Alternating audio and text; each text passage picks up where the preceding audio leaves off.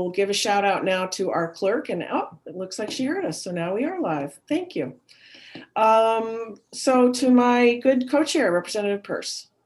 Good morning. I'm the Teresa Peirce, House Chair of AFA. I represent District 44, which is the majority of Falmouth. And again, my name is Kathy Breen. I serve 6.5 communities in Cumberland County in the Maine Senate, and I serve as Senate Chair of Appropriations.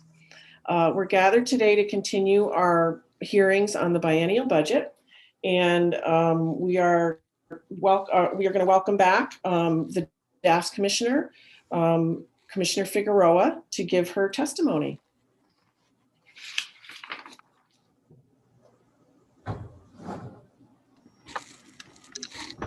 Good morning. Good morning. Thank you. Good morning, Senator Breen, Representative Peirce, and members of the Joint Standing Committee on Appropriations and Financial Affairs. My name is Kirsten Figueroa, and I am the Commissioner of the Department of Administrative and Financial Services. I am here today to testify in support of the fiscal year 22-23 Biennial Budget Bill, LD 221. We start with Part P, which is on page 19 of the language document. This language adjusts the attrition rate for the 22-23 biennium from 1.6% to 5% for judicial branch and executive branch departments and agencies. The appropriation reductions noted for the executive branch departments and independent agencies statewide program reflect the projected savings from this change.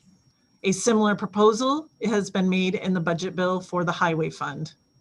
The baseline budgets submitted for each program include an automatic reduction of 1.6%, which is the standard rate authorized in law of salaries for each position. The reductions of $14.1 million for executive and $1.56 million for judicial in fiscal year 22, and $14.3 million and $1.6 million in fiscal year 23 reflect the change from the budgeted 1.6 to the proposed 5%. The savings will be distributed to the executive and judicial accounts by financial order in each fiscal year. Part S is on page 22 of the language document. This authorizes the general fund to receive transfers of $70 million in undedicated revenues associated with profits from alcoholic beverage sales. These revenues are in excess of the amount required for debt payments and previously authorized transfers. Each year since the revenue bond inception, there have been profits transferred to the bond bank over and above the amounts needed for bond payments and general fund, water programs, and Department of Transportation transfers. In fiscal year 20, profits from liquor operations of $62 million were transferred to the bond bank. After the bond payment of $26.8 million, transfers to the water programs and the Department of Transportation of $7 million, and a $20 million transfer to the general fund authorized in Public Law 2019, Chapter 616, Part H, more than $8.4 million remained. As of the end of 2020, over $58 million, not including interest, has accumulated at the bond bank. There is also an additional $26.8 million in a separate capital reserve account for debt service. It is calculated that the debt service each year can be covered by annual profits, and this accumulated amount can be transferred to the general fund. Profits from liquor operations are on track for an additional $58 million in FY21. Through February, transfers to the bond bank have exceeded $40.2 million. The annual debt service and transfers total $33.8 million. Part T is on page 22 of the language document. This part authorizes the state controller to transfer $10 million in 2022 and $10 million in 2023 to the Budget Stabilization Fund. However, as detailed in the supplemental change package number 2, delivered to the Appropriations Committee on February 17th, 2021, it may be that these funds are used to cover the costs of the compromise solution for the Paycheck Protection Program double benefit, As such, this part may be adjusted in the biennial budget change package. The Mills administration has increased savings in the budget stabilization fund by over $50 million. The current balance in this fund is $259.6 million. This concludes my testimony. Thank you.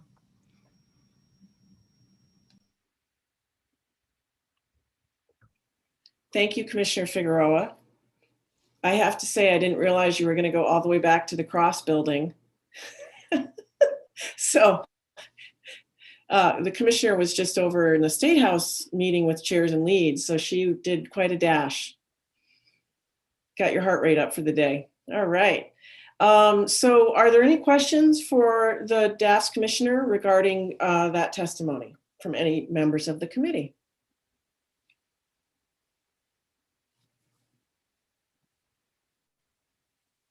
I am not seeing any.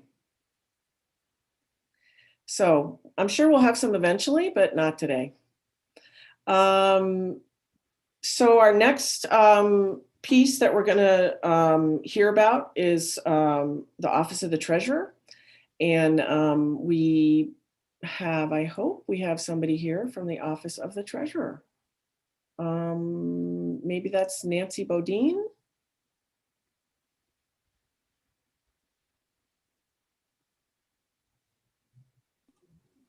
There's Henry. No, I'm observing. This is Nancy Bodine.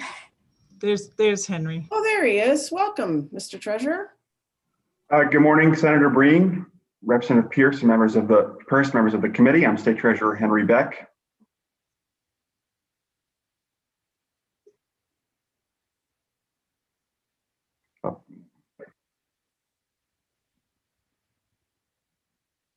Madam Chair, I think we're just ready for your testimony. Yeah, if you, sorry, I Mr. Treasurer. apologize. I'm You having pulling some it up? technical. One moment, Senator. I'm having some difficulties. No problem. I've been watching you on YouTube, and that's the problem. Ah, That must see TV now. So Well, very good morning.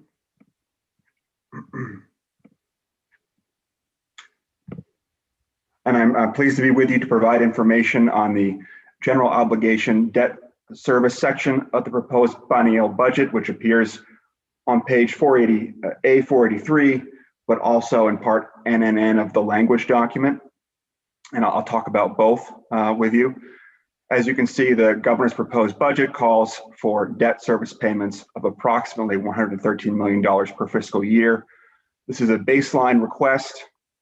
This assumes bond sale costs of approximately 4%. It assumes issuance of $150 million in June 2021, 2022, and 2023. However, just thinking about the June 2021 sale and looking at the internal borrowing request, we do not expect the sale size to reach that figure. But this assumption historically has allowed for the carry forward that you can see in part NNN of the language document. What I will also do is send to you, you've seen it in a presentation a few weeks ago, but I will send promptly to the committee our debt service dashboard, which illustrates those carry forwards in the past biennium and going forward. These figures also assume elevated internal borrowing costs, which we do not expect to reach their estimates. Right now, it's unfortunate for revenue production, but the rate of the cash pool has not reached those estimates. And so that allows this baseline. It allows those per fiscal year appropriations. And I will send some figures to illustrate what appears in part at NN of the language document. And with that, I'm happy to answer any questions.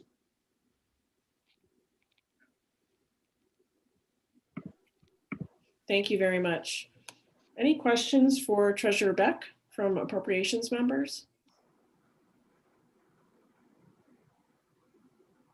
Representative Hymanson.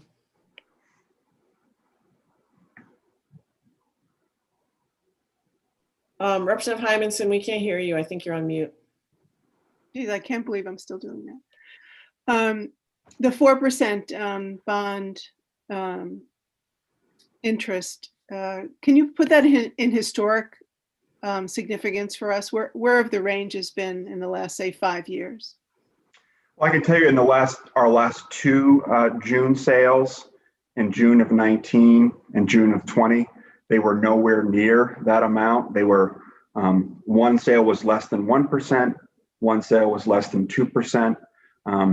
But the inputs for these line items, they come from obviously the anticipated size of the sale, current debt service payments, that estimated 4%, and then cost of borrowing. And by overestimating the cost of internal borrowing and the interest rates on the sale, it allows this carry forward. So it hasn't come near 4% recently, but let's plan on 4%. And if there are savings, we can carry forward, but less than 2% in the last two sales. Thank you. Any other questions for Treasurer Beck?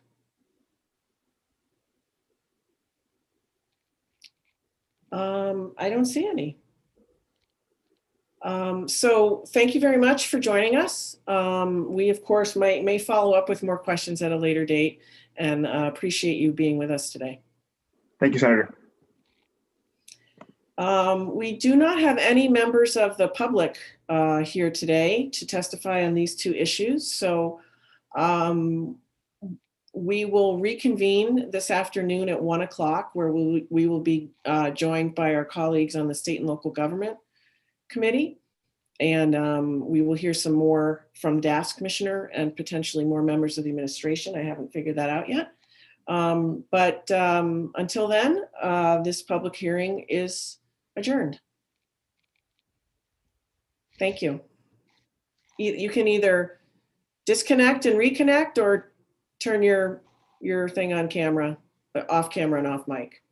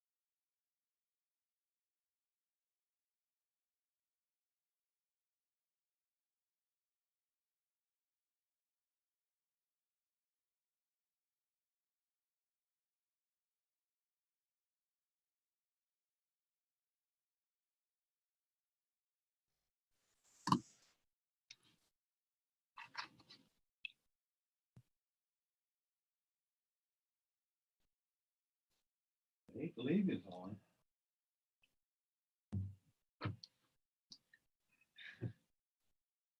You get it? Yeah. I really do. How do you suppose they're gonna react in the morning? I can tell you exactly how they're gonna react if you want me to. They're gonna get mad and they ain't gonna accept it. They may very well stomp out of the room. Do we do it behind closed doors? Oh, Or do we do it- absolutely. Yeah. I think so. Don't you? Yeah, I think we'd be smart to do it that way. I mean, these people are adamant. How can you sell it to your caucus? You can't, the way it is. If they say no, no way in hell. And if they say no, no fucking way, then I think we just basically say, you're not gonna get our names on a report out and you're not gonna get 2/3. I don't think you're gonna get 2/3. I think you'll get 2/3 in the Senate, someone. I think we can sell that. Well, I don't think they'll get 2/3 in the House if we are on board with it. Oh, I'd go with you. I ain't gonna, I see what you're saying. I'm not gonna sell it in the Senate and have you get screwed over the Senate House anyway. Yeah, Budget documents sat in the House. Yeah. I ain't gonna do that to him. No way in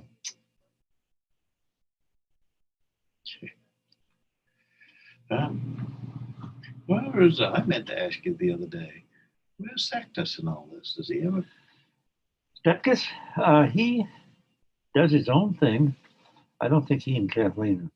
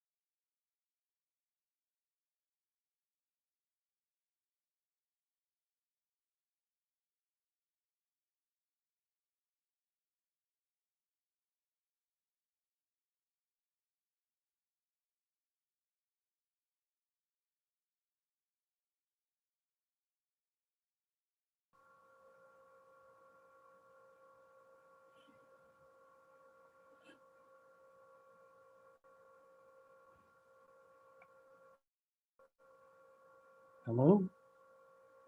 Oh, for God's sake.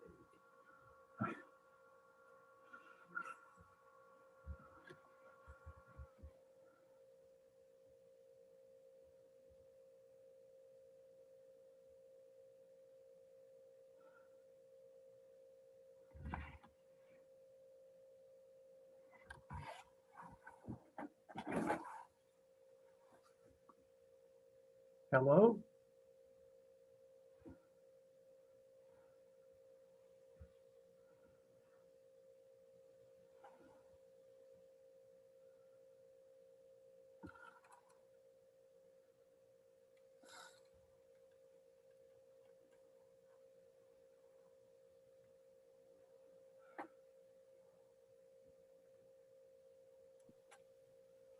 Good afternoon, everyone.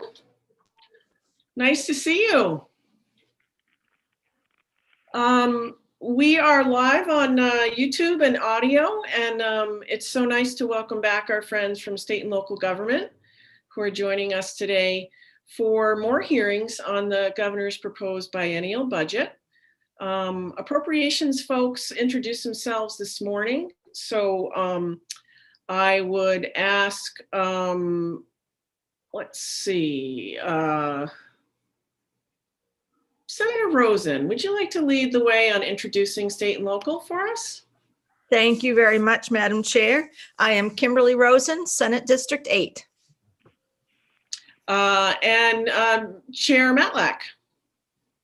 Good afternoon, Chair Spreen. My name is Ann Matlack. I represent House District 92, which includes the communities of Cushing, St. George, South Thomaston, Matinicus, Creehaven, and the Muscle Ridge Islands. Thank you. Representative Bryant? Thank you, Madam Chair.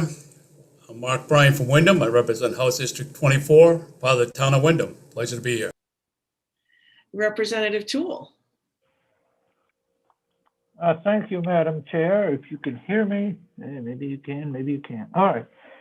Good afternoon. I'm Representative Will Toole. I represent the Machias area plus Lubec and Eastport. Wonderful. Welcome. Would the other members of state and local mind raising your hands? Because we're on 2 pages now. If you could go down to the bottom of your screen and raise your hand. There's Senator Rosen. Are there other members of state and local who have not introduced themselves yet? Not seeing any, so I apologize if I skipped over you. I just checking one more time. Nope.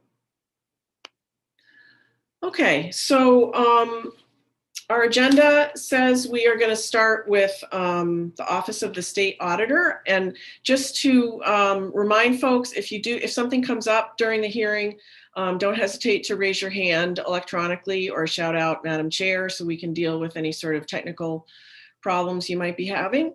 My co-chair and I will be very judicious about keeping people on mute. And does anybody have any questions before we begin? All right. I think we are joined by State Auditor Dunlap. Welcome. Thank you very much, Senator Breen. And good afternoon. And good afternoon to yourself and Representative Peirce, Representative Matlack, and distinguished members of both the Appropriations and Financial Affairs and the Joint Standing Committee on State and Local Government. My name is Matt Dunlap. I serve as a state auditor. I'm here to present testimony in support of those items presented in the biennial budget for the Office of the State Auditor. I do apologize in advance for reading this to you. I always have this sort of standing policy. I don't read to people who can read for themselves. However, because this is being broadcast, people don't have the advantage that you have of having my written testimony in front of you. So I'm going to give you my brief remarks in their totality, and then we'll take it from there. The Office of the Auditor, the information begins on page A-83 of the budget document. Under the Audit Bureau 0067, the Bureau conducts the state's annual single audit, comprised of the financial audit and the compliance audit, which is subject to the Single Audit Act Amendment of 1996, 31 United States Code, Section 7501 through 7507, revised in 1998. The single audit is conducted in accordance with professional auditing standards generally accepted in the United States. The Bureau is also authorized to conduct audits of all accounts and financial records of any organization, institution, or other entity receiving or requesting an appropriation or grant from state government, and to issue reports on such audits as the legislature or the state auditor may require. The Bureau serves as a staff agency to the legislature or any of its committees, or to the governor, by making investigations of any phase of the state's finances. And this can be found in Title V MRSA, Section 243, subsection 6.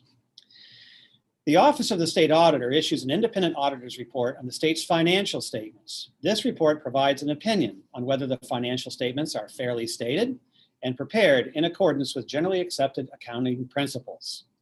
The Office of the State Auditor's opinion on the financial statements is an essential element of Maine's comprehensive annual financial report, also known in the world as the CAFR.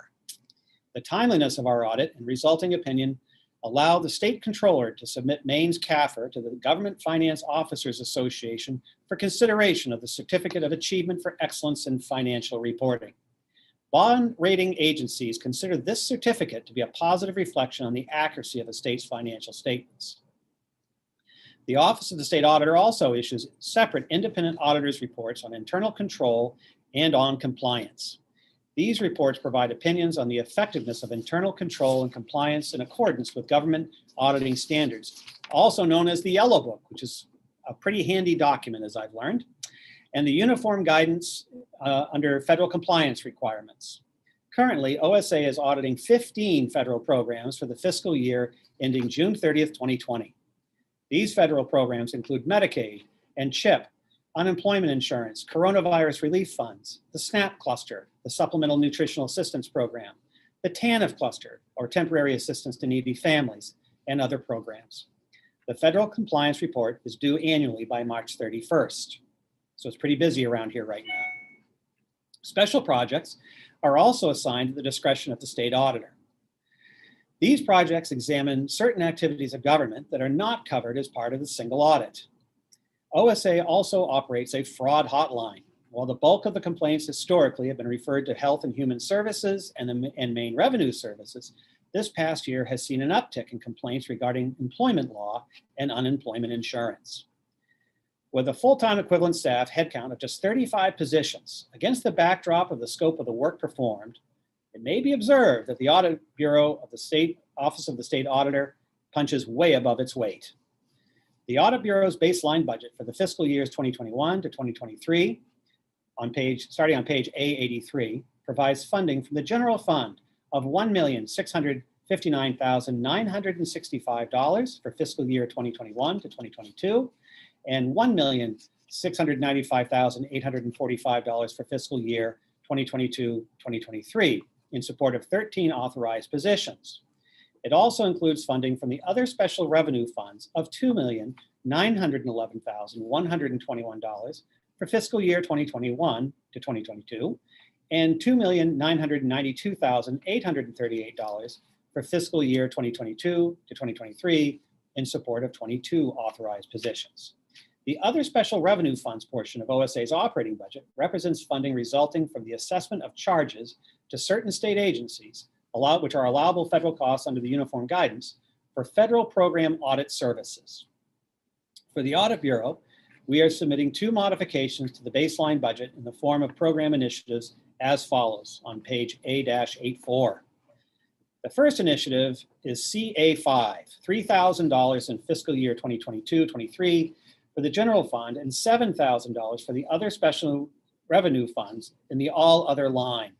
The initiative provides one-time funding for a peer review of the system of quality control that is required to be conducted every 3 years in accordance with government auditing standards. The most recent 2019 peer review report with a favorable opinion on OSA's system of quality control can be found on our website.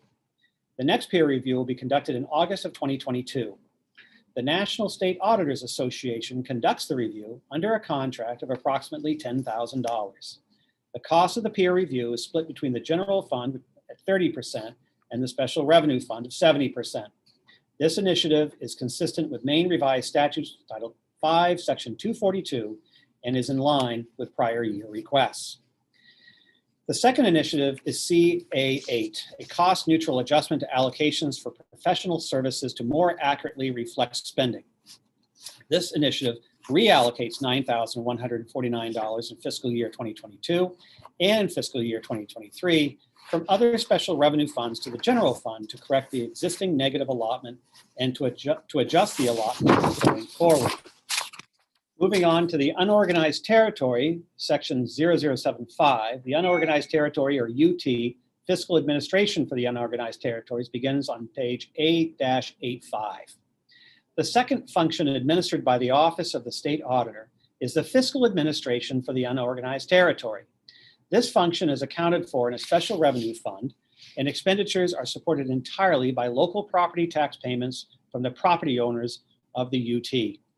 There are two subunits within this fund: the fiscal administrator, Maine Revised Statutes Title 5, Section 246, and the Passamaquoddy Tribe, Maine Revised Statutes Title 36, Section 1602. The UT Bureau is comprised of the fiscal administrator of the unorganized territories and an office associate too. The fiscal administrator of the unorganized territories' primary responsibilities are to review, analyze, and investigate the budgets and expenditures of all county and state agencies who request funds from the Unorganized Territory Education and Services Fund. The FOUT is also responsible for drafting and submitting the annual municipal cost component legislation in order to levy taxes in the unorganized territory. This legislation is now being drafted. Attending and participating in public hearings and preparing the annual financial statements for the Unorganized Territory Education and Services Fund. In addition, the fiscal administrator of the unorganized territory serves as the chair of the State Commission on Municipal Deorganization. The unorganized territories baseline budget for the fiscal years 2021-2023 biennium, see on page A8-85, provides funding from other special revenue funds of $263,965 for fiscal year 2021-22 and $265,457 in fiscal year 2022-2023 in support of the two authorized positions noted above. For the UT Bureau, we are submitting one modification to the baseline budget in the form of a program initiative as follows on page A-85. The initiative is CA-9, $5,000 for fiscal year 2021 and 22 and $7,000 for fiscal year 2022-23 in other special revenue funds to support higher payments to the Passamaquoddy Tribe as a result of a property revaluation in the unorganized territories. The Maine Revised Statutes Title 36, Section 1602, paragraph 2-B requires an annual payment to the Passamaquoddy Tribe for the municipal services they provide to non-tribal members who own property in Indian Township. Without this increase, those non-tribal members would not receive vital municipal services such as snow plowing or ambulance service from the Passamaquoddy Tribe. And that concludes my testimony, Madam Chair. And I'd like to thank you for the opportunity to present this, and I'm happy to answer any questions of the committees at the pleasure of the presiding chair. Thank you very much, Mr. Dunlap. We appreciate your testimony. Is there anybody on either committee who has any questions for the Office of the Auditor? If you wouldn't mind raising your hand with the electronic raise hand at the bottom, or raise it physically if you don't have that option. I also have with me virtually Nancy Bodine. She's the fiscal administrator for the unorganized territory, and she knows this stuff frontwards and backwards. So wonderful. Thank you. I'm not seeing any questions. All right. Well, if questions do come up, we can get any answers ready for the work session. Happy to do that. We know where to find you. Thank you very much. Okay, next we're going to hear from the one and only Commissioner Figueroa about the parts of the budget related to the executive department. Welcome back. Thank you. Nice to see you all again. So, let's make sure I've got the right. Good afternoon, Senator Breen, Representative Peirce, and members of the Joint Standing Committee on Appropriations and Financial Affairs, Senator Baldacci, Representative Matlack, and members of the Joint Standing Committee on State and Local Government. My name is Kirsten Figueroa, and I am the Commissioner of the Department of Health. Yep, the Department of Administrative and Financial Services. You got it. No multitasking. I'm going to shut this down so I don't actually see emails pop into my, there we go. I am the Commissioner of the Department of Administrative and Financial Services. I am here today to testify in support of the fiscal year 22-23 biennial budget LD 221, specifically those items on today's agenda relating to the executive department. As Governor Mills said, at a time when Maine people are hurting, when small businesses are struggling to keep their doors open, when the ranks of the unemployed have swelled, and when we are fighting a deadly virus all around us, we are proposing balanced budgets as required by the Constitution that continue efficiencies, good fiscal management, and curtailments to cover projected revenue shortfalls for all 3 fiscal years. They focus on combating the COVID-19 pandemic by continuing to rebuild the state's public health infrastructure and protecting essential healthcare, education, and life-saving services. They do not change Maine tax rates, and they maintain the Budget Stabilization Fund. With a future made unpredictable due to the ongoing pandemic, these budgets make good on the promise of government, which is to protect and support the well-being of our people and institutions. We start on page A198 of the budget bill with the Administration Executive Governor's Office Program. This program provides funding for support staff and related all other to the governor as she carries out the responsibilities of the chief executive. This support includes correspondence, policy development, legislative relations, national and regional governors associations, preparation of reports and addresses, public information, executive appointments, casework, department coordination, and managing the state and the operating budget of the governor. There are no new initiatives in this program. The next is page A199, the Blaine House, a national historic landmark and the official residence of the governor. The Blaine House staff provides services for the governor's family and guests, maintains house offices for the governor, displays the mansion during public visiting hours, and assists at official receptions and other gatherings. The governor is responsible for the operation of the building and general maintenance of its interior. The Bureau of General Services within DAFS maintains the grounds, service buildings, and exterior of the mansion. There are no new initiatives in this program. Finally, the Governor's Office of Policy Innovation and the Future, or GOPIF, can be found on page A201. The Governor's Office of Policy Innovation and the Future was created in 2019 by Governor Mills to address important long-term issues facing Maine by engaging state agencies, stakeholders, and the public in the planning and implementation of innovative, data-driven policy solutions. GOPIF's current policy focus areas include climate and energy policy, including the Maine Climate Council and coordination of the state's new 4-year action plan, Maine Won't Wait, opioid response, prevention, and coordination of the Maine Opioid Crisis Strategic Action Plan, staff leadership for the Governor's Children's Cabinet and the Early Childhood Advisory Council, and support for other key economic innovation and workforce development issues as needed. In response to the COVID-19 pandemic, the office continues to provide policy, communications, and technology support to the governor and several state efforts, and the office staffed the Governor's Economic Recovery Committee. There are no new initiatives in this program. This concludes my testimony for today.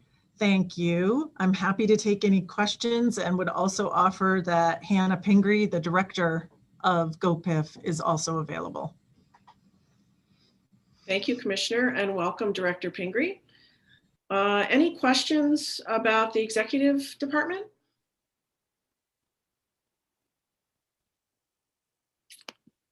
I am not seeing any.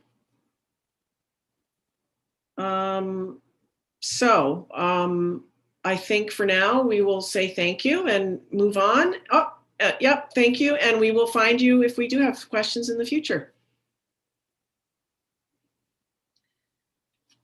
Because it's the office of the future. So if we have questions in the future, we know who to ask.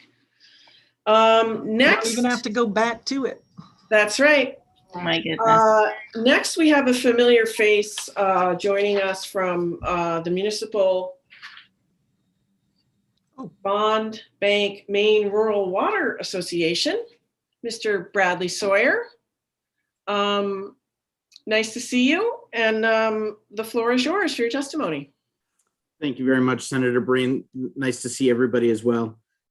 Senator Breen, Representative Peirce, Senator Baldacci, and Representative Matlack, and honorable members of the Appropriations and State and Local Government Committees. Thank you for this opportunity. My name is Brad Sawyer, and I'm the Director of Government Affairs for the Maine Rural Water Association. I'm here to testify in support of LD 221, specifically Section 0699, located on page A411. The Maine Rural Water Association is a member-driven nonprofit that specializes in training and technical assistance for water and wastewater utilities. Our membership spans roughly 300 systems, from some of the largest utilities in the state down to some of the smallest, with customers in the tens. The Federal Safe Drinking Water Act requires the same regulatory compliance from these large utilities down to the small systems such as mobile home parks, camps, schools, and some businesses. Unlike the large utilities, these small systems are not in the business of selling water, and our technical assistance is necessary to safeguard the public health and maintain compliance. Similarly, publicly owned wastewater treatment facilities in small towns are economically disadvantaged compared to larger municipalities when complying with the Federal Clean Water Act. With increasing regulation from both the federal and state governments, some of these utilities find it difficult to keep up to date with the latest requirements. The Maine Rural Water receives a general fund appropriation, which is administered by the Maine Bond Bank. It has been flat funded for at least 7 years. This is a pass-through grant that allows us to provide various types of technical assistance to individual water and wastewater utilities. This money allows us to help these systems regardless of their membership in our organization. At a time when they're struggling, we ask that you not pull this lifeline away from them. Simply put, when these people call to help, we help them.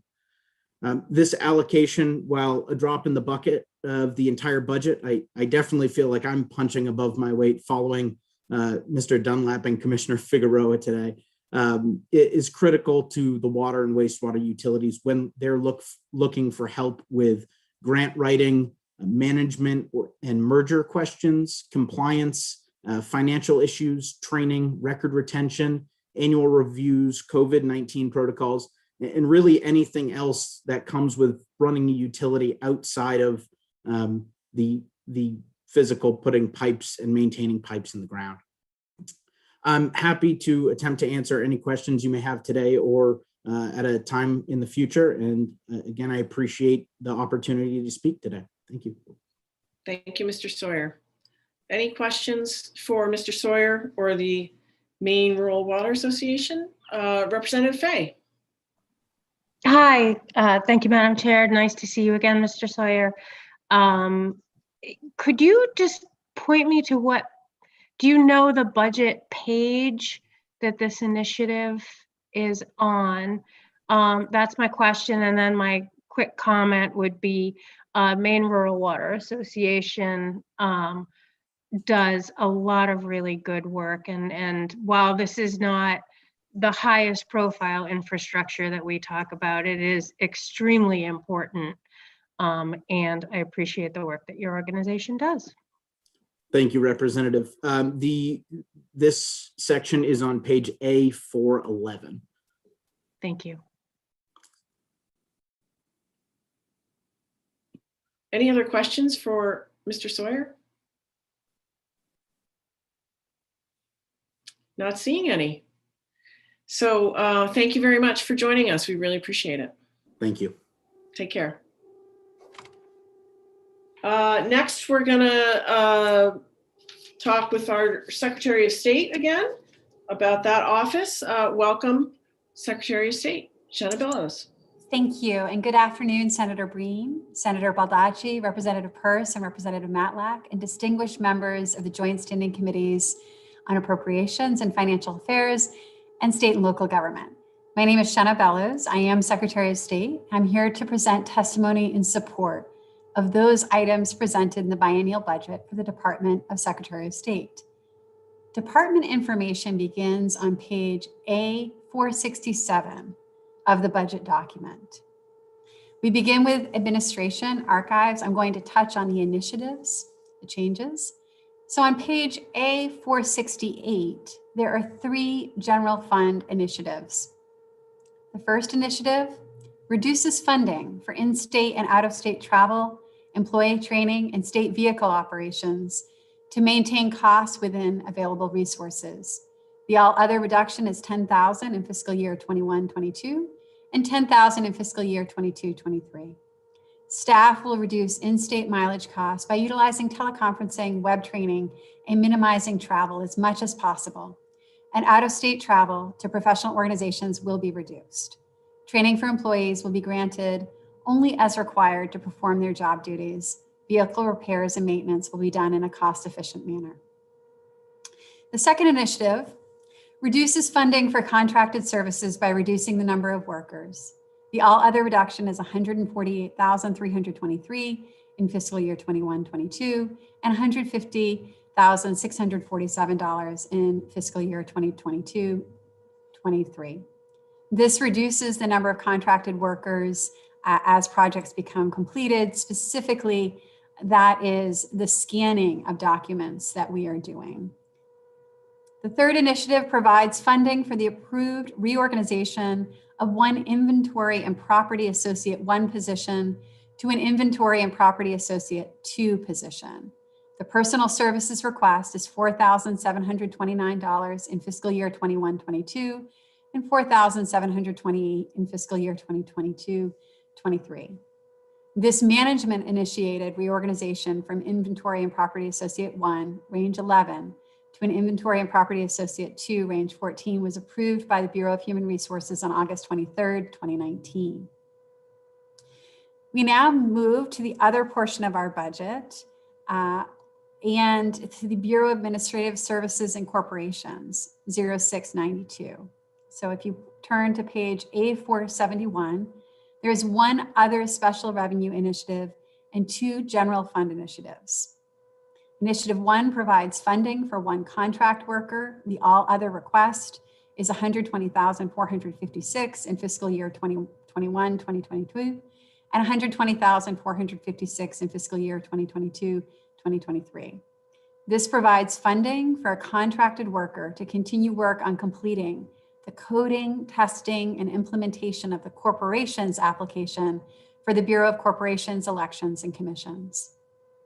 The second initiative provides funding for the approved reclassification of 1 Public Service Manager 2 position from range 30 to range 31 and related all other costs. The approved range change has an effective date of May 30th, 2019.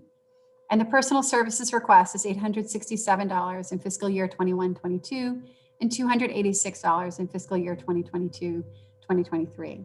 This employee initiated reclassification of 1 Public Service Manager 2 Human Resources Director position to a Public Services Manager 2 Human Resources Director position was approved by the Bureau of Human Resources on August 20th, 2020, with an effective date of reclassification of May 30th, 2019. The third initiative provides funding for the approved reorganization of 1 Senior Programmer Analyst position to an Agency Application Architect position. The personal services request is $7,328 in fiscal year 21-22 and $7,326 in fiscal year 2022-2023. This management initiated reorganization from senior programmer analyst range 27 to agency application architect range 29 was approved by the Bureau of Human Resources on August 22nd, 2019. This concludes my testimony on the items included in the governor's proposed biennial budget. I'd be happy to answer any questions now or at the work session. And I'm joined this afternoon by our incredible staff, our brand new Maine's first female archivist, Kate McBrien, who oversees the Maine State Archives, our veteran, amazing Deputy Director of Corporations, Elections, and Commissions, Julie Flynn, and our Director of Finance and Administration, David LaChance. Thank you, Secretary Bellows, and thank you for bringing your staff with you and for all the good work those staffs do. Are there any questions for Secretary Bellows or any other members of the Office of the Secretary of State?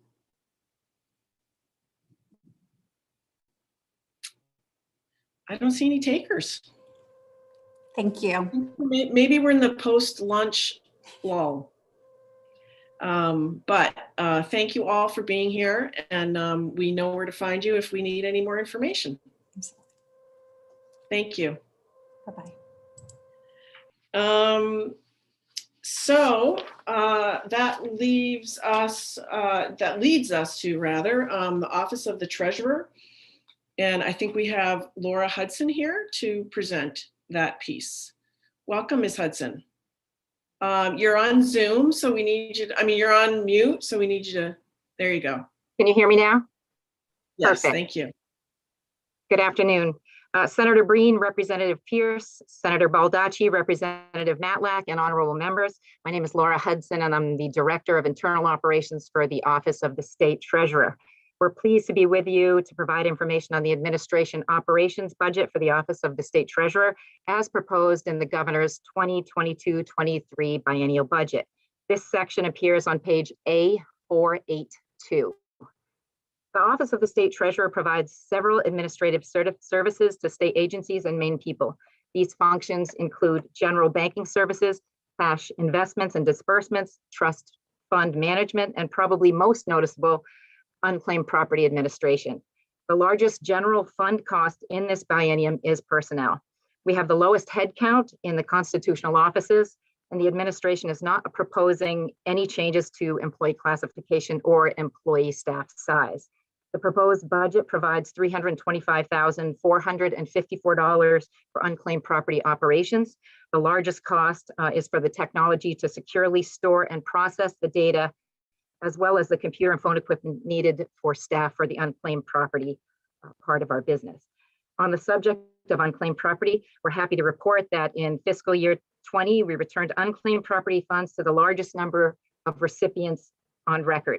We are constantly looking for new ways and strategies to reunite Maine's people, businesses, and nonprofit organizations with their money. The one initiative proposed relates to a loan guarantee program established in Title 10, Chapter 110, Subchapter 14. The fund is terminated on June 30th of 2022. Upon the termination of the loan guarantee program, the state controller is to transfer any funds remaining in the fund to an unappropriated surplus of the general fund. Since this program's inception, there's been no activity. We support this entire section as proposed by the administration, and we're happy to provide information and answer any questions. Thank you, Ms. Hudson. Any questions for the Office of the Treasurer or Ms. Hudson about her testimony? I'm not seeing any. So thank you very much for joining us. We appreciate it. Thank you so much for your time. Have a good day. You too. Next we have our last section for the day, the Department of Administrative and Financial Services, and we have Commissioner Figueroa joining us again.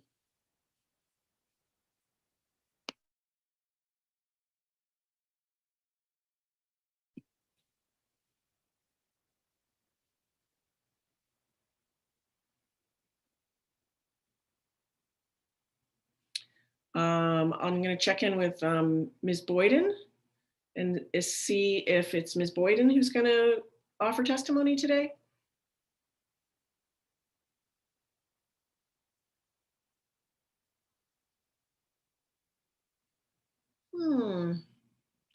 Well, why don't we give the commissioner just a few minutes, and hopefully she'll be here soon.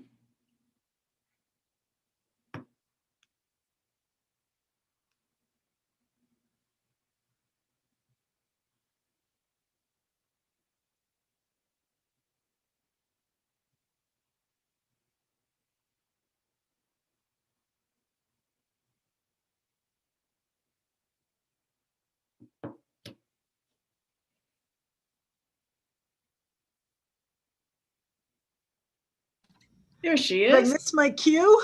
Sorry, just back. I'm just back from the future. I'm so glad you're back here in the present. I'm sorry about that. Okay. No worries. Welcome back. Thank you. Good afternoon, Senator Breen, Representative Peirce, and members of the Joint Standing Committee on Appropriations and Financial Affairs, Senator Baldacci, Representative Matlack, and members of the Joint Standing Committee on State and Local Government. My name is Kirsten Figueroa, and I'm the Commissioner of the Department of Administrative and Financial Services. I'm here today to testify in support of the fiscal year 22-23 Biennial Budget Bill LD 221, specifically those items on today's agenda relating to DAFs. The Department of Administrative and Financial Services, DAFs, consists of 10 bureaus, a handful of boards and commissions, and more than 1,200 employees serving the public and all three branches of state government. The department has a broad range of responsibilities.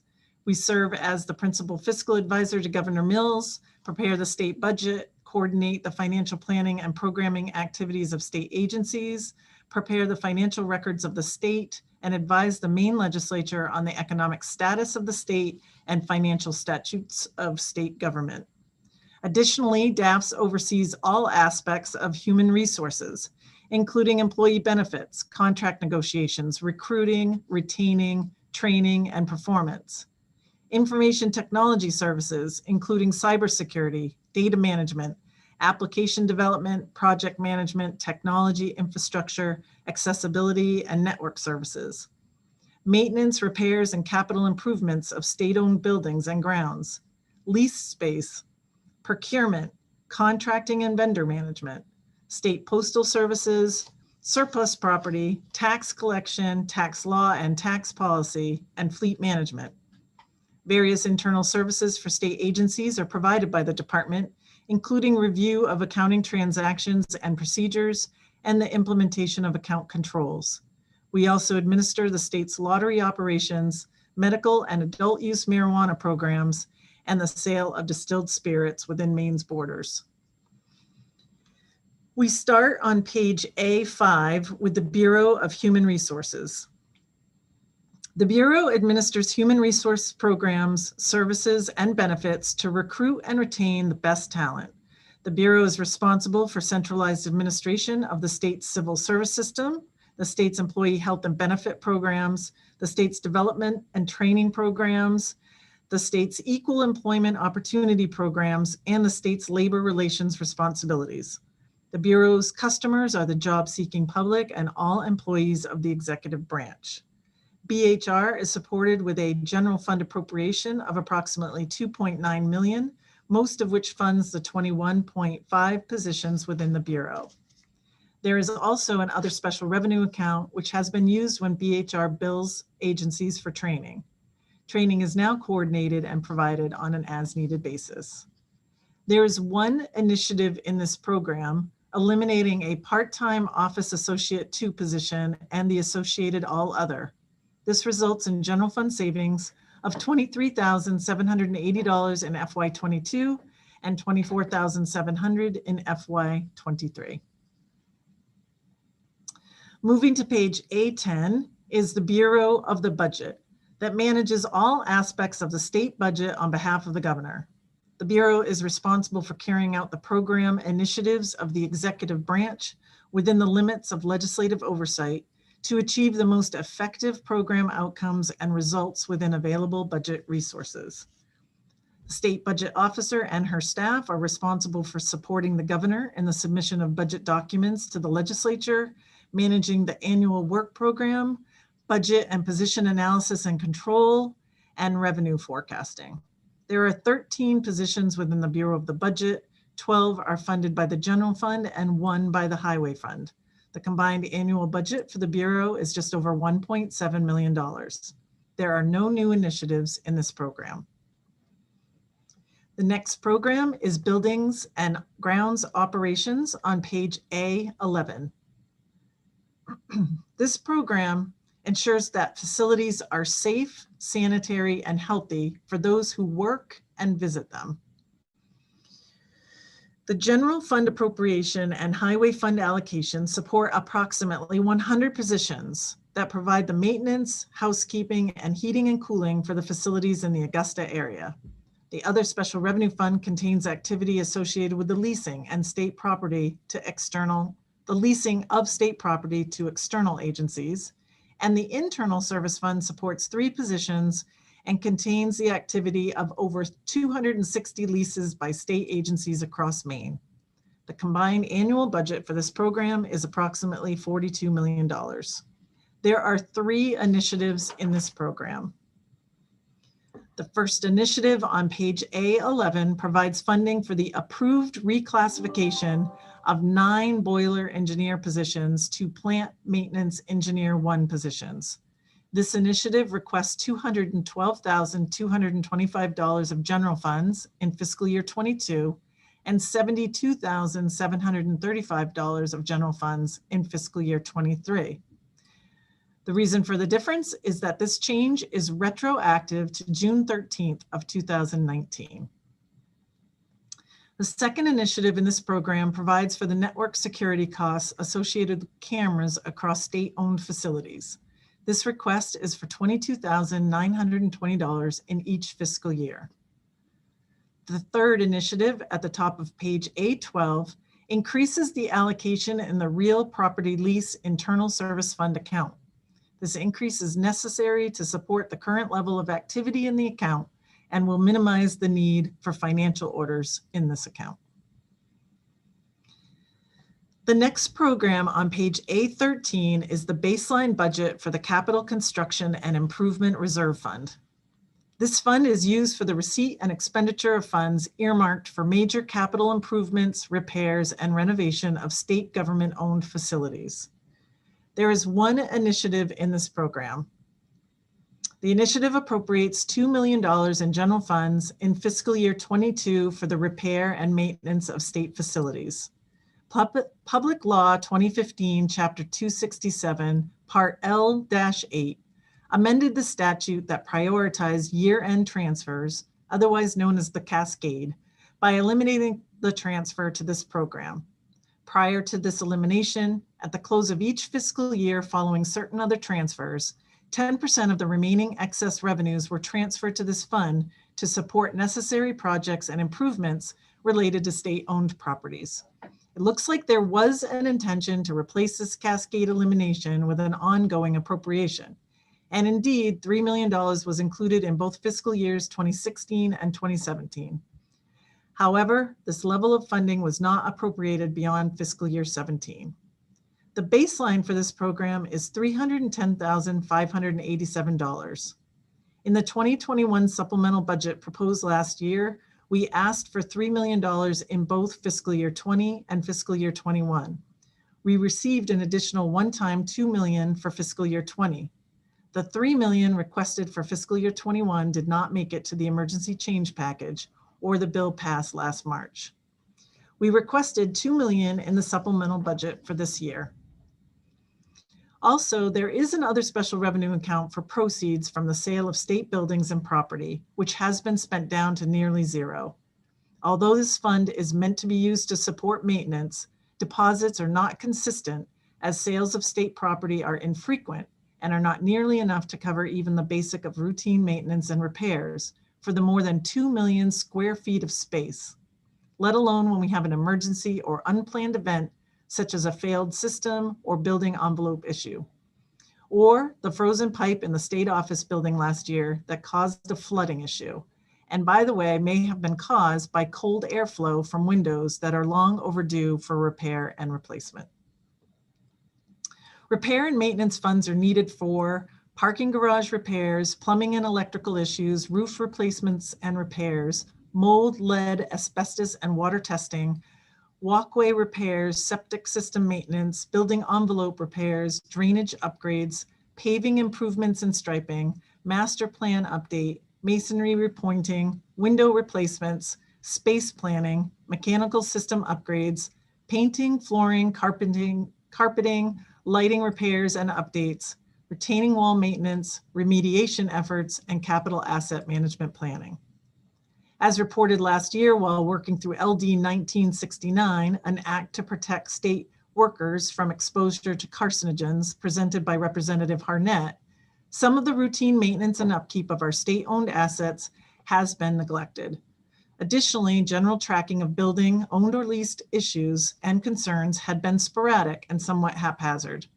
Over the last year, BGS has made a concerted effort to collect and catalog in a comprehensive file known data related to harmful contaminants contained in and around workspaces, both owned and leased, including asbestos, lead, PCB, and mold. This database includes any testing associated with the discovery or remediation, such as air and water testing, including post-clearance results. We also include the steps taken to remediate these items. This is an ongoing dynamic effort and file. We use and track this information to help ensure that facilities are safe, sanitary, and healthy for those who repair, maintain, work in, and visit them. DAFS has also contracted with a vendor to do a separate analysis and inventory of all state facilities to include catch-up, keep-up, and build-up maintenance, remediation, and renovation information. That work and evaluation is ongoing. The Department of Administrative and Financial Services has direct responsibility to ensure the safety and wellness of our state government employees. Our Bureau of Human Resources statutory mission is to establish within state government a high concern for state employees as people.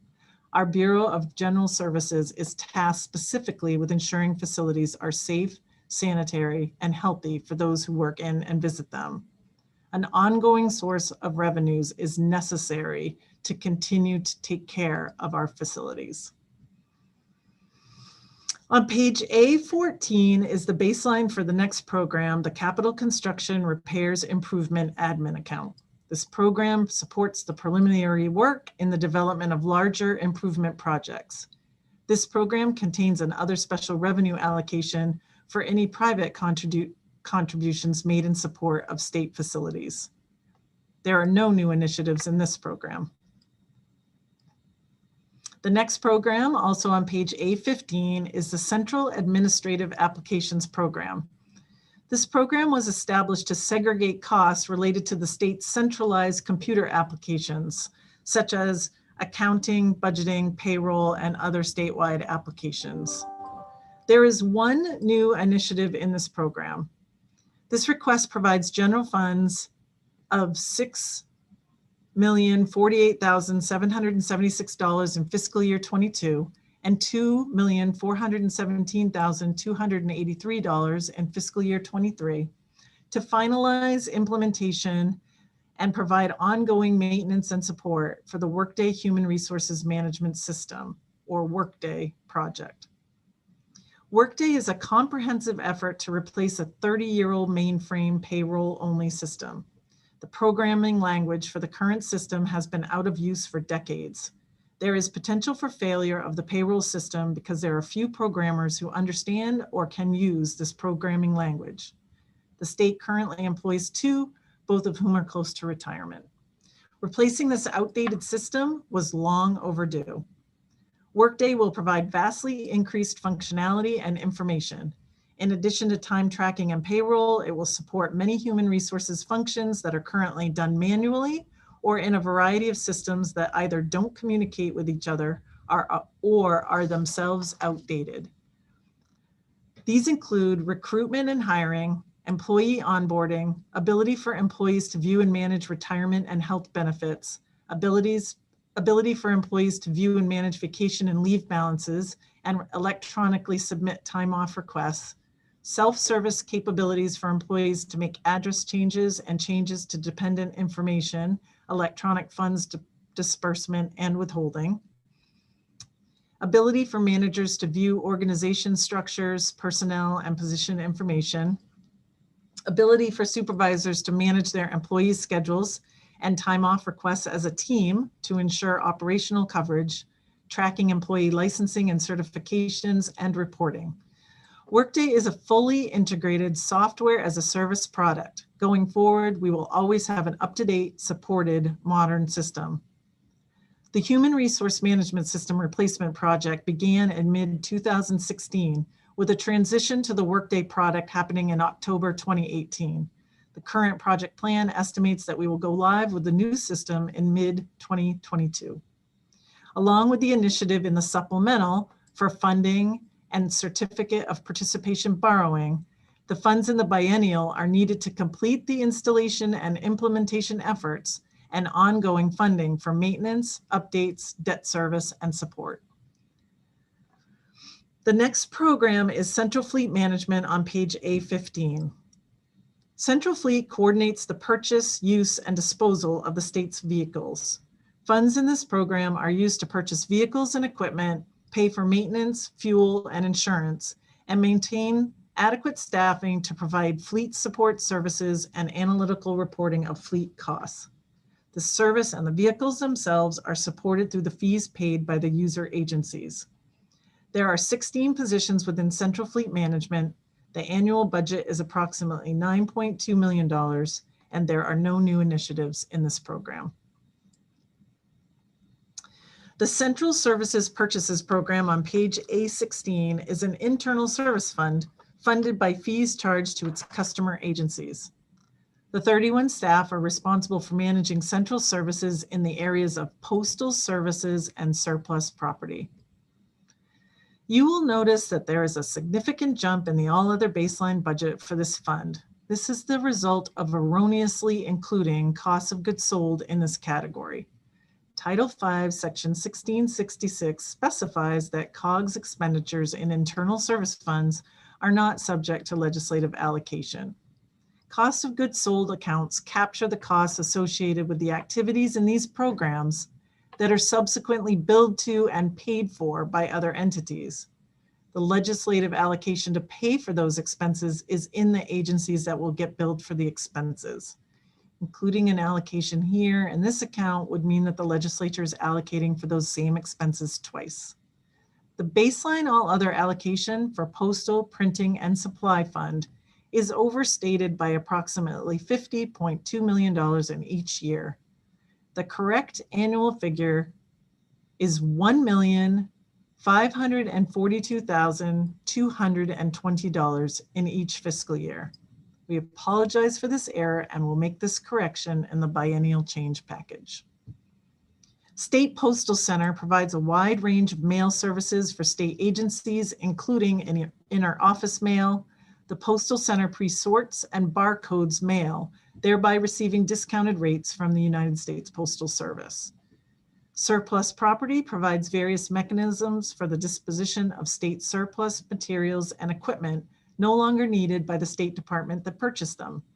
In addition, federal surplus property is obtained for donation to qualifying state, public, or nonprofit organizations throughout Maine.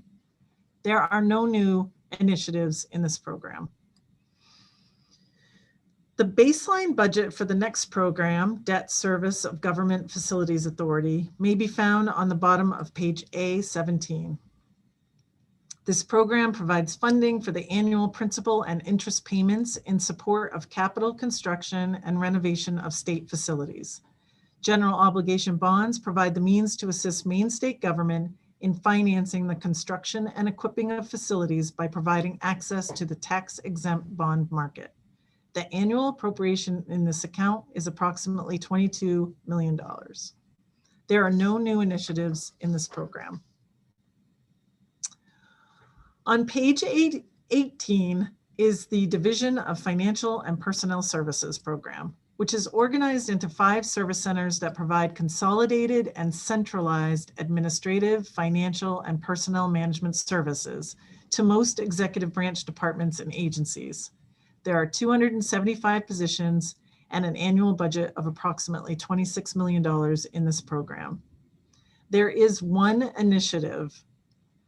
This initiative reorganizes 4 positions within the Health and Human Services Financial Service Center. The reorgs are funded with a reduction to all other. The all other was previously used for contracted staff. The reorganization aligns the task being performed to the new titles. Next on page A20 is Information Services, also known as Maine Information Technology.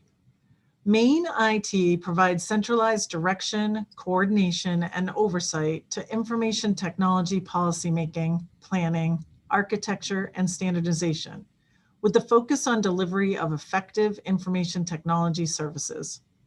This includes responsibilities over information technology leadership, communications, planning, financial performance management, procurement and contract management, and resource management. The goal of Maine IT is to manage technology from the perspective of the entire enterprise, utilizing common architecture and infrastructure, ensuring a unified vision and strategic plan through effective project management, accountability, and establishment of statewide priorities. The general fund component funds areas within the Office of the Chief Information Officer and statewide initiatives such as security, business continuity, and disaster recovery planning. The Internal Service Fund includes approximately 430 positions and is funded by the executive branch agencies that utilize any number of Maine IT's dozens of services, including radio services, telecommunications, desktop support, help desk, and applications development. Maine IT supplements its state workforce with contractors who assist with specific project work and specialized technology needs.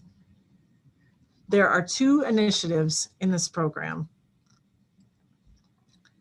The first initiative requests approximately $8.2 million in general funds in each fiscal year to support and maintain Maine's cybersecurity program and investments.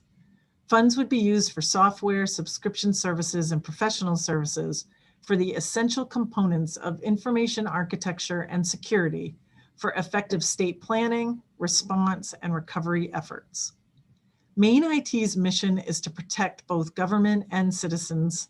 This general fund request, if successful, will remedy acute security risk, inching us closer to a more appropriate IT security funding level. This will offer flexibility to shift funds in real time to address security needs within the changing threat landscape, while also avoiding rate increases to individual agency budgets. In 2019 alone, cyber attacks attributed to foreign government nation states increased by 42%, with an estimated cost to the US economy of $600 billion. In early 2020, we provided testimony advocating for increased funding to remedy critical gaps in our current information architecture and security position. In this testimony, we stated, as threats become more sophisticated, it is vital that the Office of Information Technology continues adapting to proactively secure our doors and windows, anticipating these threats. Who could have predicted in March 2020 the monumental changes that were on the horizon? Data and systems security issues have been highlighted and exacerbated during the global pandemic. Since the US experienced the initial case of COVID-19 in early 2020, we have been supporting state and local health responses. Concurrently, we have been tracking an alarming wave of cybersecurity attacks and cybercrime over a vast number of venues. Cyber criminals, hackers, and nation-state actors are actively taking advantage of the pandemic for financial gain, conducting financial and identity fraud, acts of espionage, and to cause chaos. Harmful websites, social engineering, and phishing attacks have been executed under the guise of COVID-related information and assistance. Additionally, a remote workforce increases the size of a network surface, and with it, susceptibility to cyber threats within networks and infrastructure. In the face of these amplified cyber risks, Maine IT has responded quickly, successfully finding solutions to prevent any major impact to our state network security and architecture upon which the state relies. Other public entities have not been so fortunate. The most recent example of the risks we face is the highly sophisticated cyber attack that has hidden malicious code within a commercial software application made by SolarWinds. This cyber attack is exceptionally complex and continues to evolve, and highlights the need for us to be prepared to defend our networks using a modern, risk-based approach to our architecture, infrastructure, and information security systems. To create chaos, a cyber attack need only be successful one time after many attempts. For our cybersecurity tools to work, we need to be successful 100% of the time. Amid increasing and intensifying cybersecurity risks, a general fund appropriation is critically necessary to strengthen our architecture, cyber posture, and modernize our tools for today's environment. Maine IT bills state agencies for information technology services and equipment and related security infrastructure in a chargeback model. This chargeback model has not kept pace with the rapidly evolving technology environment, including the cyber threat landscape, and it cannot adequately or evenly spread security costs across devices, network, and agency projects without a substantial increase in agency charges. Maine state government received a 39 out of 100 for IT security on a recent third-party assessment.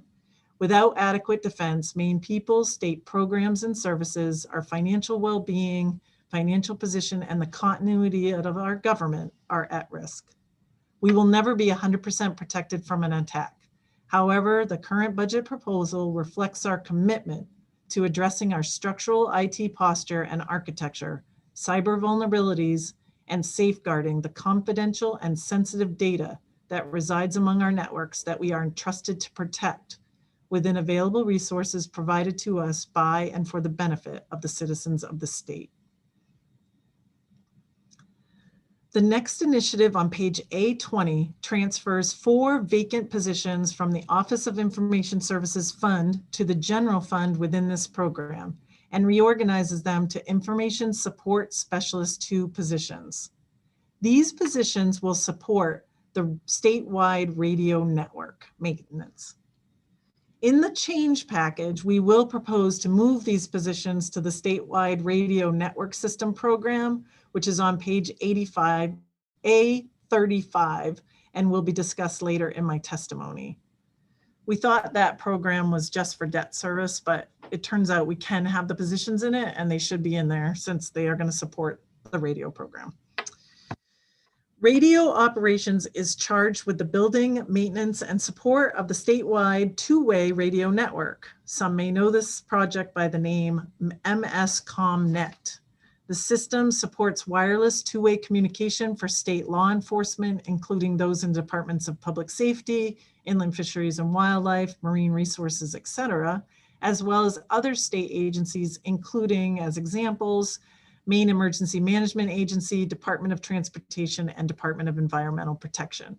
The system consists of 40 tower sites spread across the state, 7 dispatch locations, 1,100 vehicle radios, and 1,525 mobile radios.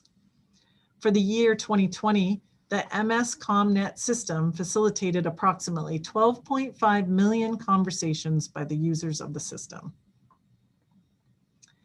For the last 5 years, radio operations has augmented its ability to support the MS-ComNet system by utilizing a professional services contract. The original agreement was intended to get the system up and going and was quite favorable financially to the state. The agreement ends on July 1, 2021. While researching options, Maine IT learned that costs would be going up nearly 1.5 million per year and that services provided would be reduced. Absorbing this increase into the radio operations budget would have more than doubled the monthly user rate. Understanding that such a rate increase was not an option and searching for ways to reduce the $1.5 million request, we proposed this initiative. This initiative funds 4 positions to be trained and hired to do in-house much of the work currently being performed by the vendor, including annual preventative maintenance on the system, inspection, maintenance, and repair of all site supporting systems and infrastructure. Examples including buildings, towers, grounds, solar systems, propane systems, generators, HVAC equipment, etc., and responses to failures of all radio equipment at each of the 40 MS-COM net tower sites. We would then limit our contract with the vendor to only the most critical of functions, including the installation of system patches and assistance in the case of a major failure in the system or tower sites. Maine IT has identified headcount that can be used for this need, but currently does not have the funding required to hire the positions.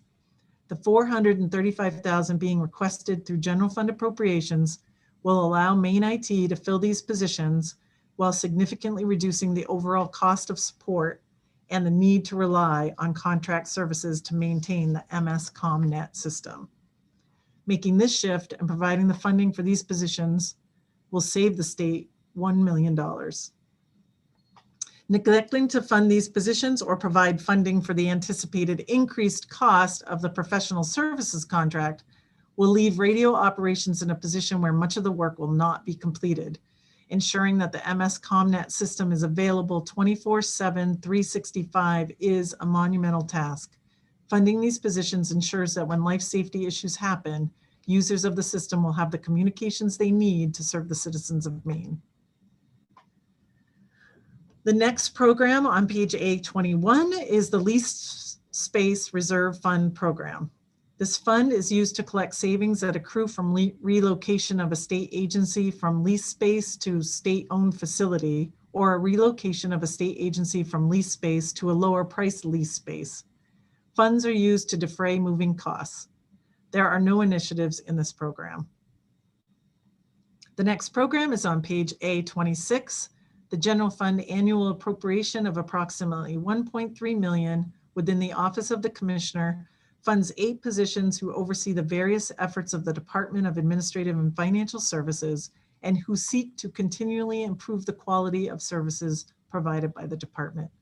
There are no initiatives in this program. The next program, Public Improvements Planning Construction Admin, is on page A27.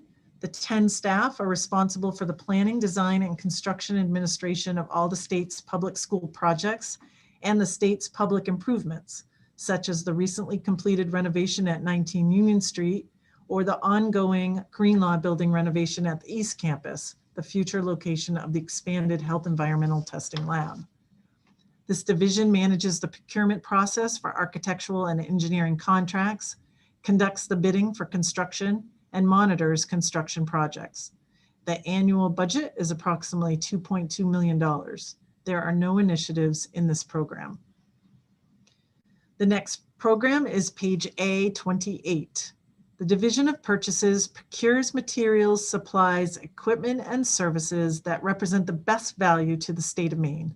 The division has responsibility under law to make purchases on behalf of all departments and agencies of state government, with consideration to life cycle, delivery, quality, and price. The Division of Purchases provides for open and competitive bidding in the procurement of goods and services to the greatest extent possible. The budget for this program is approximately $2 million each year and supports 13.5 positions. There are no initiatives in this program. The next program, Risk Management, is on page A31. There are 5 positions in the Risk Management Division who are committed to providing high-quality insurance, loss control, and claims services at the lowest possible cost to all state agencies, the state's higher educational institutions, and some quasi-state agencies. The division annually reviews the entire subject of insurance as it applies to all state property and activities, except for workers' compensation and health benefits. It develops and maintains accurate records of all insured buildings and contents, state-owned vehicles, aircraft, and ocean marine equipment, and it tracks other pertinent information to properly apply insurance coverage. The division insures 3,100 buildings, 18,000 plus employees, 4,500 vehicles, 570 watercraft, 11 aircraft, and 7 drones. There are no new initiatives in this program. The budget for the Office of the State Controller is on page A34. The office is responsible for maintaining and reporting all state financial transactions. Staff analyzes fiscal transactions and payrolls to ensure legality and correctness. In addition, the Office of the State Controller provides internal audit support for the agencies that comprise state government. Official financial records for all state agencies are administered by this office. The office's financial reporting unit prepares and publishes the state's comprehensive annual financial report, CAFR, based on generally accepted accounting principles. In addition, the office is responsible for appropriation, allocation, and allotment control, including the review and approval of all accounting transactions within AdvantageMe, the automated production system for accounting and human resources. Additionally, the office is responsible for planning and maintenance for AdvantageMe. Other areas of responsibility include travel and expense policy, central payroll services, fixed asset inventory, federal single audit resolution, and deferred compensation administration. There are 27 positions within the Office of the State Controller. The annual budget is approximately $3.3 million, and there are no new initiatives in this program. The statewide radio network system found on page A35 is the program associated with the statewide radio network discussed above in the Information Services program on page A20 of my A20 of the LD and page 11 of my testimony. As previously noted, radio operations is a division within Maine Information Technology that procures, installs, commissions, and maintains a consolidated radio communications network to provide service to all state of Maine public safety and public service users. A main responsibility of this office is to ensure that the financial affairs of the fund are properly managed, maintain records for all agencies using the system, and make this information available to state agencies, and require state agencies to become part of the statewide radio and network system when replacing their current systems or purchasing new systems. The baseline general fund appropriation to cover debt service for the infrastructure and the rolling replacement of radios is approximately $4.2 million each year. As indicated in the change package, we will propose moving the 4 positions discussed earlier to this account to more clearly connect the positions to the support and the overall costs of the network. There are no new initiatives in this program. The Workers' Compensation Management Fund is the final program in my testimony and may be found on page A39. This division of 12 provides direction and technical assistance in the administration of workers' compensation claims for all state employees within the 3 branches of government at all locations throughout the state.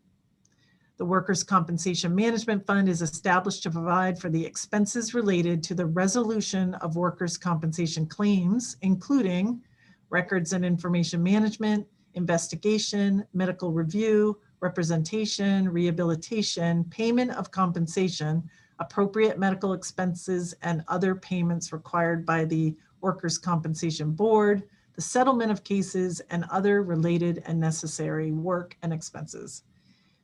There are no new initiatives in this program. However, we would like to mention that we are supportive of the initiative in the Office of the Attorney General that would establish 3 positions, 1 Assistant Attorney General position, 1 paralegal position, and 1 secretary legal position, who would be dedicated to workers' compensation litigation. Bringing this work back in-house would allow for more consistency between workers' compensation cases and their frequently related employment cases, which are currently handled by the OAG. This will allow us to more efficiently handle cases, phase down our current outside contract, and will likely be more cost-effective for the state. The contract will remain in place as the current contract will remain in place as current cases assigned to them are completed. If this initiative is approved, any new cases would be assigned to the team at the Office of the Attorney General. I now turn to the language parts related to the Department of Administrative and Financial Services. which starts with Part D that may be found on page 10 of the language document. This part authorizes the Maine Governmental Facilities Authority to issue additional securities up to an amount of $52.9 million to pay for the costs of capital repairs and improvements to and construction of state-owned facilities and hazardous waste cleanup on state-owned properties. The debt service associated with this part is in the baseline budget of the Debt Service Governmental Facilities Authority program found on page A17.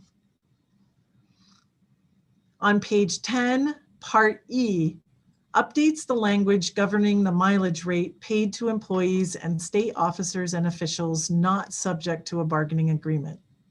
Currently, the statute refers to a per-cent per mile reimbursement rate and is changed after each collective bargaining session.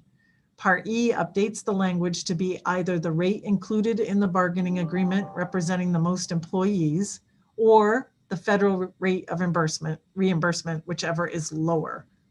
This change will be effective July 1, 2021. Part I may be found on language page 16.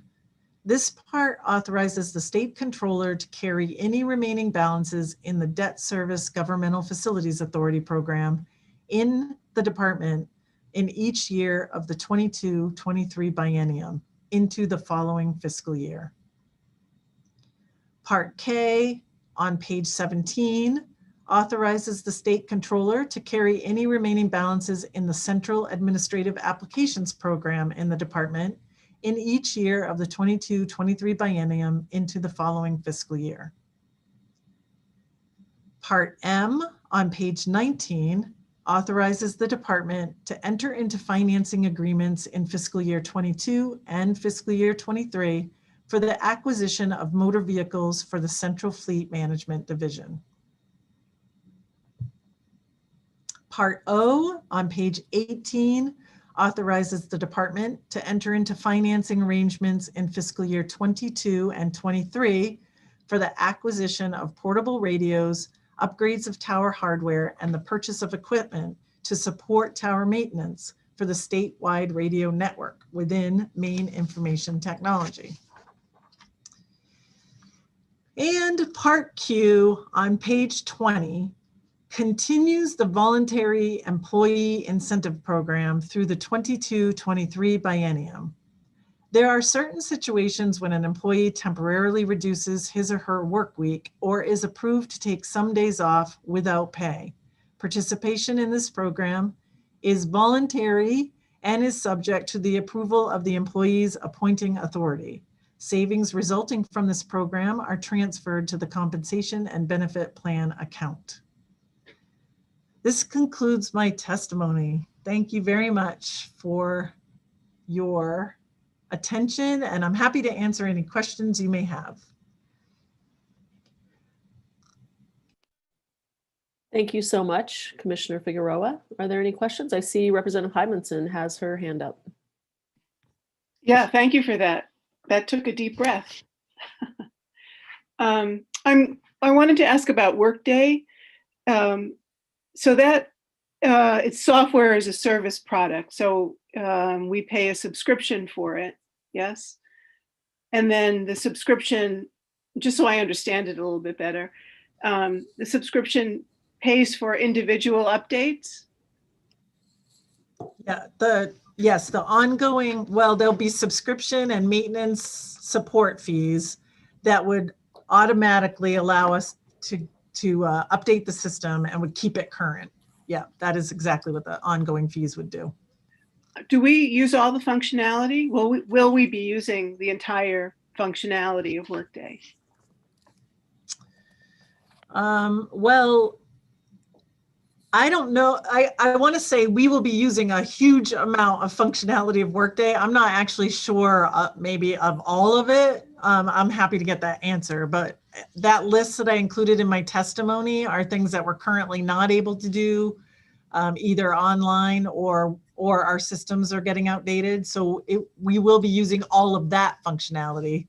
I'm not sure if there's something else that the system does. Yeah, what I'd be curious about is the subscription. Does the subscription pay for the entire functionality, or does it allow us to pick and choose? Oh, okay. I believe that our subscription costs give us access to all of the functionality of the system, but I will confirm that. Yeah, thanks. Just, are we paying for, the big system that we don't use everything for it, or do we have choices about that we only choose the functionality that we use to pay the subscription? So I guess I'm interested in the subscription price, what it gives us, and also the maintenance going forward. You did give me a list. Thank you very much for that. The IT costs that came up through the budget, but I wondered if you could cost that out or have an idea about that for the future. I'd appreciate it. Yes, we also gave some information to state and local government about the budget and broke out those costs, so we can send that to appropriations as well. Okay, great. Thank you. Thank you. Representative Fecto. Thank you, Madam Chair. Thank you, Commissioner. I also had a question about Workday. I'm getting reports that the state of Maine, essentially Workday dropped the state of Maine as an implementer because they would refuse to do what Workday was meant to do based on what the contractors were advising them on, and that that the company, essentially the state, is going to try to finish implementation of this program without Workday. So one, is this true? And two, how will the state of Maine continue to get assistance on its Workday program if Workday dropped the state of Maine? Thank you for the question.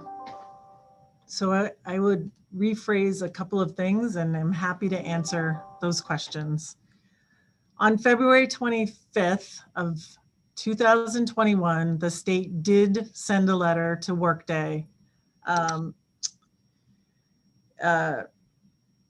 outlining Workday's, what the state considers to be Workday's failure in its contract as we have between the state and Workday. I would like to clarify that Workday is two things. It is a system, and then it is a company that has people that work for it that sometimes implement that system.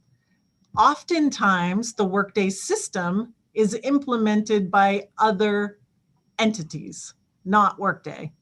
In 2018, the state entered into an agreement to switch from the previously contracted system Infor to the Workday product, and at that same time entered into a contract with the Workday people to implement. So as to the discussion about Workday for the state as Workday product for the state has done that work and feels comfortable and confident that the Workday system, the Workday product, will work and will work well for the state of Maine. Separately, the state has challenges with the Workday implementation team. And on February 25th, wrote a letter about those challenges and how we would like to work with Workday people to get to a resolution around those challenges. We have other options, other implementers, which we could use. And we also have a number of vendors supporting this effort who can help us progress. We are interested in the best outcome for Maine. We are hoping that the conversations work and that the Workday people return. When you say they dropped us, what they did was walk off the job because of our failure as a team to move forward. But we are working through that, and or we won't. But I will say that it's really, really important, and we've said this to anyone who's talking to us about it, that we have evaluated other products and other systems, and we are confident that the Workday product is the product for us. And we are committed still to an implementation in the middle of next year. Thank you. Are there any other questions by committee members, either from state and local or from AFA? Not seeing. Oh, Representative Fecto, did you have another question, or is that the same hand raise? Fair enough. I would also like to mention that some of the questions, obviously some of my testimony was repeat because I did it in the supplemental and I've done it. So thank you for that. But there were some questions that came up around like our capital improvements, the database that we talked about, some other questions that came up when I spoke about these in the supplemental. And we're still working on that package, but hope to get it over to you today or tomorrow, or let me just say this week. Fair enough. Anybody else from state and local or appropriations committee that has any questions? I do not see anyone with any questions. So we'd like to thank the state and local members that attended today to join us for this part of the biennial budget. We look forward to your report back to us on these many issues. And we're happily will say goodbye to you if you'd like to sign off and head to other events or other options that you need to do. We'd like the appropriations people to remain on the line right now as we kind of talk about the remainder of our week. It is Wednesday, and we will be having a full week of public hearings in addition to work sessions. So welcome back, AFAers. And thank you also to all of our presenters today. I should have said that before they signed off. So going forward, we don't have anybody in the public that wanted to testify on this. I'm sorry I didn't let you know that earlier. And going forward, today we'll be done with our work, but we will have a work session tomorrow morning at 10 a.m. To be voting on components of the supplemental. And we all know that we're working hard to finish up that work. We also have a public hearing at 1 o'clock in the afternoon. And I am remiss, I do not know who that's with, unless someone knows that right off the top of their head. In the afternoon, it might be ENR. I bet Maureen. Marine Resources. Marine Resources. There we go. Thank you. And IF&W. And IF&W. Thank you so much, Representative Hymanson. And then we also have work sessions that will wrap up public hearings that will wrap up the biennial public hearings for the budget on Friday at 10 a.m. So it's been a full week. We look forward to seeing everyone tomorrow morning at 10 a.m. for the work session, and then obviously in the afternoon and on Friday for the public hearings. I don't think I've missed anything, have I, Senator Breen? Maybe I have. I don't think so. Just wonder if there are any questions before we wrap up for the day. Right. And if Maureen had anything we needed to add to what I just updated people on, please jump in. Any questions, thoughts? Maureen, what do you think? We're good? I think you summarized it very well. Great. A long week, and we're only halfway through. Or we are halfway through. Oh, there we go, right? Okay. We've done 3 days. We got 2 more. Glass is half full. I'm good. Yeah, absolutely. Absolutely. So thank you. I will adjourn this meeting, this public hearing, and this meeting of the Appropriations and Financial Affairs Committee, and we'll see everyone tomorrow. Meeting adjourned.